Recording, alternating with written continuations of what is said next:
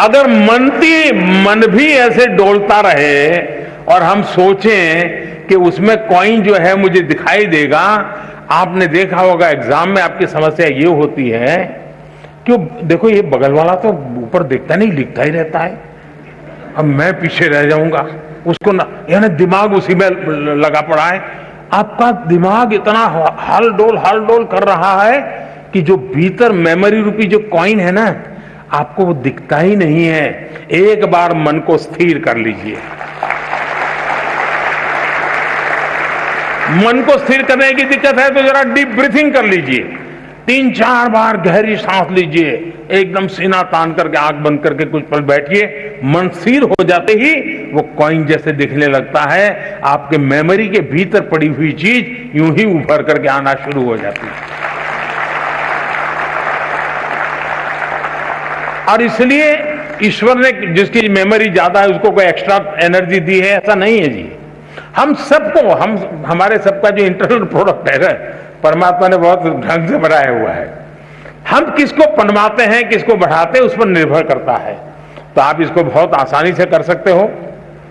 आप में से जो लोग पुराने शास्त्रों को जानते होंगे, कुछ तो कभी यूट्यूब पर भी कुछ चीजें अवेलेबल होती हैं, कुछ शताब्दानी लोग होते हैं, उनको एक साथ 100 चीजें याद आती है। हमारे देश में ये चीजें कभी कभी इसकी बड़ी प्रचलन हुआ करती थी।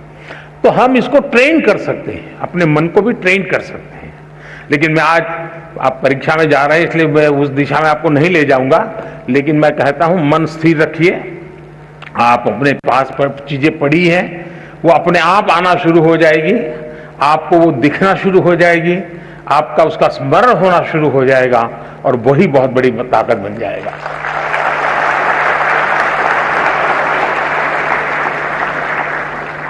माननीय प्रधानमंत्री जी, आपने जिस स्नेहपूर्ण सरलता से हमें ध्यान की विधि सिखाई, निश्चय ही मेरी तरह सबका मन खिल उठा है। धन्यवाद महोदय। माननीय प्रधानमंत्री जी, खनिज संसाधनों से समृद्ध राज्य, मनोरम पर्यटन स्थल रामगढ़ झारखंड से कक्षा 10वीं की छात्रा श्वेता कुमारी आपसे अपने प्रश्न का समाधान चाहती हैं। श्वेता, कृपया अपना प्रश्न रखिए। माननीय प्रधानमंत्री जी नमस्कार, मैं श्वेता कुमारी केंद्रीय विद्यालय पतरातू की 10वीं की छात्रा हूँ। मैं आपसे एक प्रश्न करना चाहती हूँ। मेरी पढ़ाई में प्रोडक्टिविटी रात के समय अधिक होती है, पर सब मुझे दिन में पढ़ने को बोलते हैं, मैं क्या करूँ? धन्यवाद। धन्यवाद श्वेता। आदरणीय प्रधानमंत्री जी, नमो ऐप के माध्यम से प्राप्त प्रश्न जिसमें राघव जोशी के सामने एक अजीब सी दुविधा है। माँ बाप हमेशा कहते हैं पहले पढ़ाई करो फिर खेल कूद करो, लेकिन उन्हें लगता है कि खेलने कूदने के बाद पढ़ाई करते हैं तो उन्हें चीजें बेहतर तरीके से समझ में आती हैं। कृपया राघव एवं श्वेता के साथ साथ उन जैसे कई विद्यार्थियों को समझाएं कि वे ऐसा क्या करें कि उनकी प्रोडक्टिविटी श्रेष्ठतम हो। हम सबकी दुविधा का समाधान करने की कृपा करें। माननीय प्रधानमंत्री जी।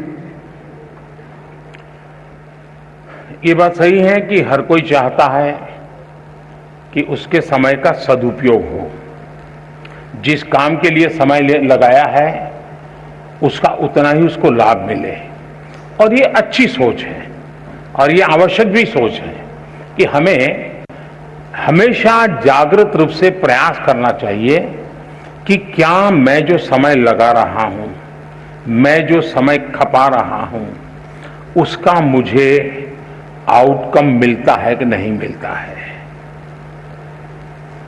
आउटपुट तो दिखेगा, आउटकम नहीं दिखेगा। इसलिए पहले तो खुद में एक आदत डालनी चाहिए कि मैंने जितना इन्वेस्ट किया उतना मुझे प्राप्त हुआ कि नहीं हुआ, और इसका हम हिसाब किताब लगा सकते हैं। और ये आदत हमको डालनी चाहिए कि भाई मैंने आज मैथमेटिक्स के पीछे 1 घंटा लगा दिया, तो मुझे उस 1 घंटे में जो मुझे करना था वो मैं कर पाया या नहीं कर पाया। उसमें से जो सवाल मुझे कठिन लगते थे वो मुझे सहज हो गए नहीं हो गए, मतलब मेरा आउटकम इंप्रूव हो रहा है।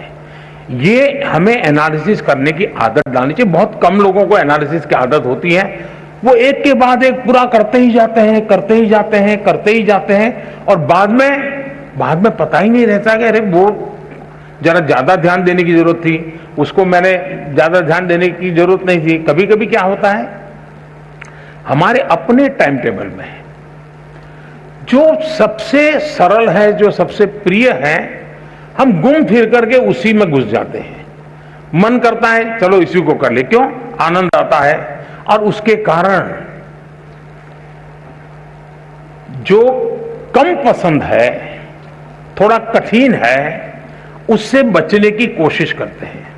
आपने देखा होगा हमारा बॉडी जो है ना, वो बॉडी शब्द मेरा अच्छा नहीं है, लेकिन सरलता के लिए बता देता हूं। कभी कभी लगता है हमारा बॉडी चीटर है। आप तय करें मुझे ऐसे बैठना है, आपको पता ही नहीं होगा कैसे ऐसे हो जाते हो, पता ही नहीं होता है। मतलब आपके साथ आपका बॉडी चीटिंग करता है। आपने मन से तय किया कि मुझे ऐसे ही बैठना है, लेकिन थोड़ी देर में ढीले हो जाते हो, हाथ पैर, यानी जो ओरिजिनल स्वभाव है वहां बॉडी आपको ढल जाती है। फिर जागरूक होकर के ऐसे कर लोगे, फिर हो जाते हो। मतलब ये बॉडी जैसे चीटर है ना, वैसे मन भी चीटिंग करता है कभी कभी। और इसलिए हमें इस चीटिंग से बचना चाहिए। हमारा मन हमारा चीटर नहीं बनना चाहिए।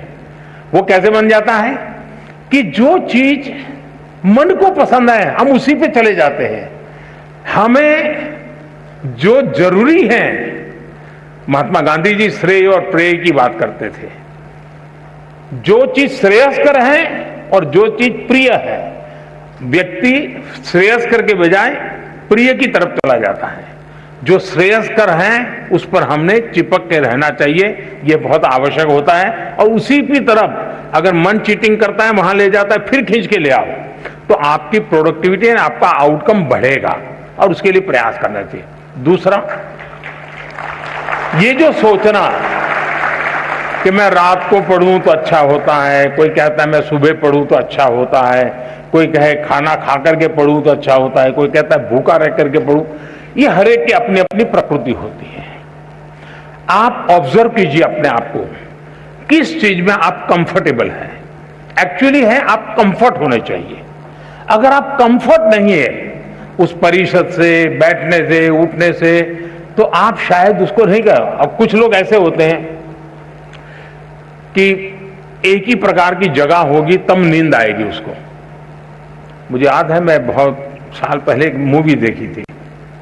उस मूवी में एक दृश्य आता है, कोई एक व्यक्ति झुग्गी झोपड़ी के पास अपनी जिंदगी गुजारता है और फिर अचानक कोई अच्छी जगह पे रहने जाता है। उसको नसीब आता है, लेकिन नींद नहीं आ रही है। अब नींद क्यों नहीं आती, तो फिर अपना दिमाग खपाता है, तो वो जाता है रेलवे स्टेशन पे और रेल की पटरी की जो आवाज, खटापट की आवाज, उसको टैप करता है और घर में ला करके वो टैप रिकॉर्ड शुरू करता है और फिर सो जाता है, नींद आ जाती है। उसका वो कंफर्ट हो जाता है जब तक उसको वो। अब हर एक के लिए कोई कहे कि भाई ट्रेन की आवाज आएगी तो तुम्हें नींद आएगी, हर एक के लिए जरूर नहीं होता, लेकिन उसको वो कंफर्ट लगा। मैं समझता हूं कि हमें भी पता होना चाहिए, इसका प्रेशर बिल्कुल मत रखिए। जिस चीज में आपको आनंद आता है, आपको कम से कम उसके लिए अपने आप को एडजस्ट करना पड़ता है, वो रास्ता छोड़ने की जरूरत नहीं है। लेकिन उस कंफर्ट अवस्था में भी आपका काम है आपकी पढ़ाई, आपका काम है मैक्सिमम आउटकम, उसमें से जरा भी हटना नहीं है। और मैंने देखा है लोग कैसे काम करते हैं।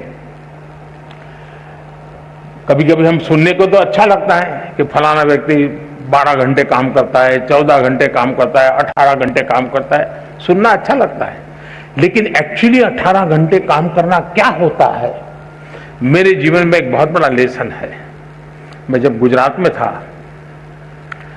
तो केका शास्त्री जी करके एक बहुत बड़े विद्वान थे। स्वयं तो 5वीं 7वीं कक्षा तक ही पढ़े थे, लेकिन अनेक ग्रंथ लिखे थे उन्होंने, दर्जनों ग्रंथ लिखे थे, और वो पद्म सम्मान से भी सम्मानित थे। वो जीवित रहे थे 103 साल, और जब मैं वहां था तो मैंने उनकी शताब्दी का ऑफिशियल कार्यक्रम सरकार का किया था। मेरा उनके साथ बड़ा निकट रिश्ता जैसा था, बड़ा प्यार रहता था मुझ पर उनका।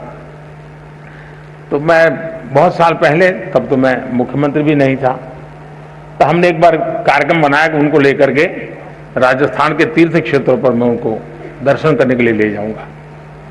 तो मैं उनको लेकर के चला, तो हम एक व्हीकल में थे सब लोग। मैं देखता था कि उनके पास बहुत कम लगेज था, लेकिन उसमें भी ज्यादा लगेज उनकी लिखने पढ़ने की चीजें थी। कहीं रेलवे का क्रॉसिंग आता था तो बंद हो जाता था, रुक जाना पड़ता था जब तक ट्रेन पारित नहीं होती, वो दरवाजा खुलता नहीं था, आगे बढ़ते नहीं थे। अब उस समय हम क्या करते हैं, हम या तो नीचे उतर के थोड़ा टहलेंगे या कोई सिंह चना बेचता होगा तो लेकर के खाएंगे। हम अपना समय, मैं देखता था कि जैसे ही खड़ी हुई गाड़ी, वो अपने थैले में से कागज निकालते थे और एकदम से लिखना शुरू कर। तब उनकी उम्र मैं समझता हूं 80 तो करीब पहुंच गई होगी। यानी समय का कैसे उपयोग करना, आउटकम किसको कहते हैं, मैं इतनी बारीकी से उनको देख रहा था।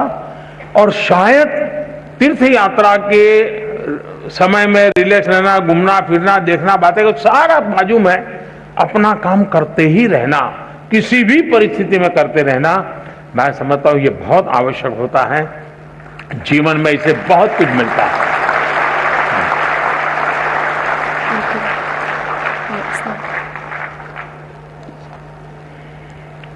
Honorable Sir, thank you for making us understand the importance of self-analysis and realizing that we should learn joyfully for rising to excellence. Honorable Prime Minister Sir, Erica George, a student of class 9th from the beautiful lush green land with eucalyptus forest, Udhampur, Union Territory of Jammu and Kashmir, seeks your guidance. Erica, please ask your question. Greetings, Honorable Prime Minister Sir. I am Erica George from APS Udhampur, Jammu and Kashmir from 9th. Sir, the question that I wanted to ask was, nowadays there's a lot of competition, especially in the academic fields and in a country like India. In this case, there are a lot of people who are really very talented and knowledgeable, but due to some reason they could not appear for the exams. Maybe they could not choose the right path, or maybe they do not have the proper counseling. So sir, in this case, what can we do for these people so that the talent of these people does not go to a waste and instead can be utilized in a better and efficient way? Thank you, sir. Thank you, Erica. Honorable Prime Minister Sir, Hari Om Mishra, a class 12 student from Industrial Hub, Gautam Budh Nagar, Uttar Pradesh, is preparing for his board exams and wishes to ask a similar question that has been invited by a competition organized by ZTV. Hari Om, please ask your question. नमस्कार, मेरा नाम हरिओम मिश्रा है और मैं Cambridge school Noida की 12वीं कक्षा का छात्र हूँ। मेरा आज प्रधानमंत्री जी से सवाल है कि जैसा इस साल कॉलेज में एडमिशन की प्रक्रिया में काफ़ी बदलाव लाए गए हैं और इस साल बोर्ड परीक्षा के पैटर्न में भी काफ़ी बदलाव लाए गए हैं, तो इन सारे बदलावों के बीच में हम विद्यार्थी अभी बोर्ड परीक्षा पर ध्यान दें या फिर हम कॉलेज के एडमिशन की प्रक्रिया पर ध्यान दें, हम किस चीज़ को और अपनी तैयारी किस प्रकार करें? Thank you, Hari Om. Honorable Prime Minister Sir, just like Erica